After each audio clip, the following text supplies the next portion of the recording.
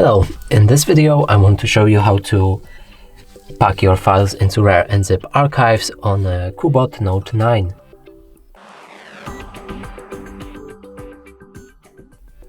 So in order to do this, let's open the RAR app, which we've shown how to download in our other video.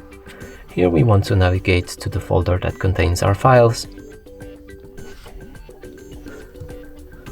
Select each of the files that you want to pack and click on this plus button.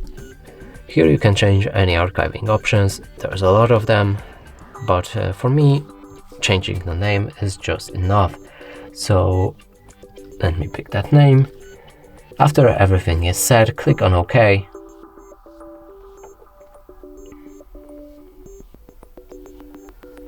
And the RAR file will be created. And that's it for this video. Hope you like it. Please consider subscribing to our channel, leave a like and a comment below.